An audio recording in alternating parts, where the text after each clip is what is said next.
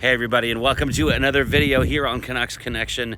My name is Joe, and we're going to talk today a little bit about the Canucks and their off-season plans. We look at a lot of the other teams right now, and we're seeing moves being made. It's currently July the 6th, so really free agency began this past Monday. Right? Monday? Yeah. So July the 1st, this past July the 1st. And here we are July the 6th, and we're seeing all these different moves being made by other teams. They feel, to me, kind of like panic moves.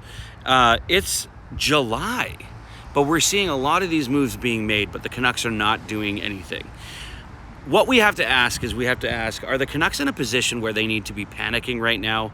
Or are they in a position where they're taking their time making these, what I would call strategic moves to benefit them in the future so that they don't have to give up, big draft picks and things like that to sacrifice their future to make sure that their team is better this year. I'm of the mindset that I think the Canucks are sitting back and looking at what other teams are doing. Then they can make their decisions based on what they think they need to do.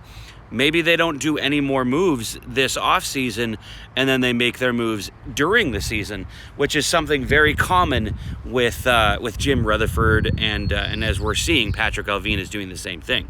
So what do you guys think? Comment down below. I'm very curious to see where you guys are at when it comes to your mindset of what you think Vancouver is doing. I'm of the mindset that Vancouver is being more strategic with their planning, and they're doing things that they're thinking about doing things that are to benefit them rather than to hurt them.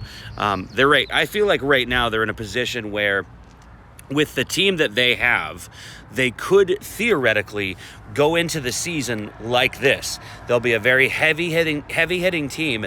And like I said before in my previous video, I really believe that they will be able to keep the puck out of their net a lot more than they were able to last year because of the big bodies, the defensive players that they have. The struggle we might find them having is less goals being scored for, unless people like Elias Pettersson can come back and have a really great year. Jake DeBrusk is going to come in this year, and there's a lot of talk about him possibly scoring 30 goals or more. It all depends on who he plays with, how he's able to drive his own play, and people like Nils Hoglander, is he going to be able to go into this year and actually really make a name for himself? Because he did last year during the regular season. The one thing that we really missed with Nils Hoglander is his playoffs. He had a really, really rough playoffs. And the other part we need to consider too is somebody like Vasily Podkolzin. He needs to have a really good off season, a really good summer, as Rick Tocchet would say. He needs to have a really good summer so he can come back next year and really show us that he is capable of being the power forward he was drafted to be. Can he play Rick Tocchet hockey? Because that's really what it comes down to. Are all of these players capable of playing Rick Tocchet hockey? They're going to have to if they want to be able to play on this team throughout the whole season and in the playoffs, because that's where they're really going to need them the most. Let me know what you guys think. Comment down below. Don't forget to subscribe. Give us a like as well. I really, really appreciate all your guys' support over these last few videos. So please keep subscribing. Share the video. Do whatever you got to do to help me out. I really appreciate it.